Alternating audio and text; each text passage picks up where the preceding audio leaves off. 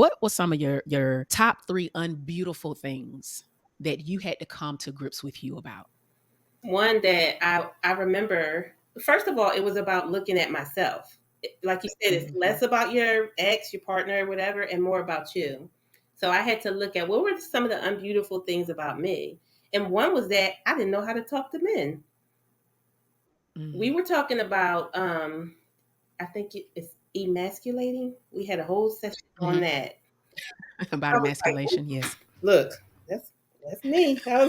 Listen, we gotta have these talks, y'all. Listen, It's real, so right? Yeah. that was one of the things that I realized, that just not growing up with men. Like my brothers are much younger than me. I have twin brothers. They're 13 years younger than me. And I grew up with my mom, my grandma, my aunts. It wasn't men. And I didn't see relationships modeled in front of me that were healthy. And so just the outlook on men and how we talk to and treat them and get our way and do what we want to do, that was the model that I had. And so I took that into my marriage. So I own that part, that not only is it important for a relationship, future relationships, looking back at that, I have 3 men in my house, 3 young men. And so it made me look at myself. How are you speaking to your children?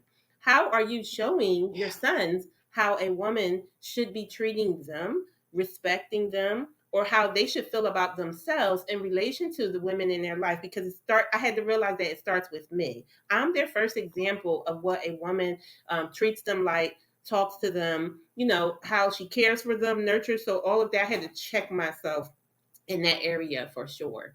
So that was one of the biggest things that stuck with me, that session that we had. And I think most of us had said, yeah, that's me. Yep. Okay. Yeah. Another thing, I think that I didn't love myself.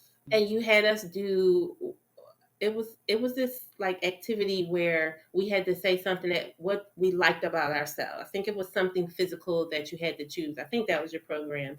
It's like, do you like your lips, or do you like your eyes, or something like that?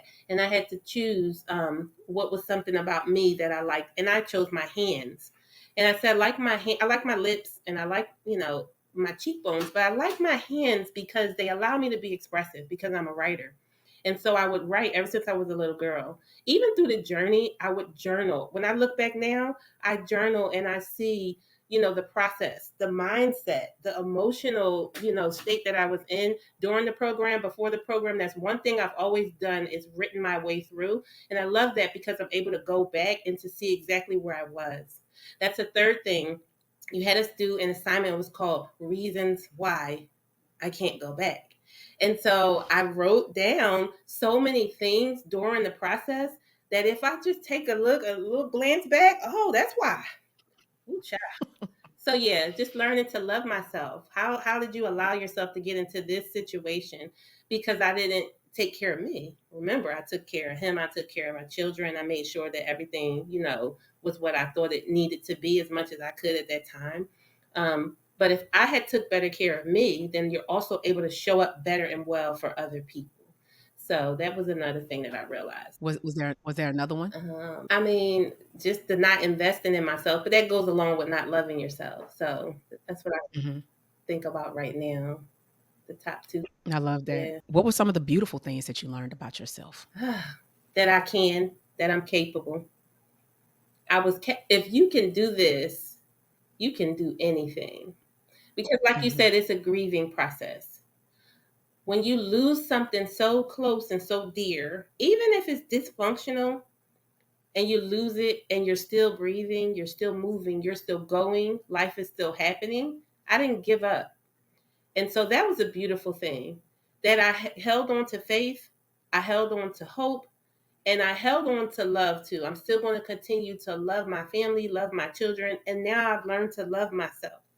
And so that was one Mhm. of the beautiful things that came out of just the starting, because it's just the start, it's just the beginning, right? You start to It really so is. much more. Also, being able to walk and help others through the process as well and point them in a direction.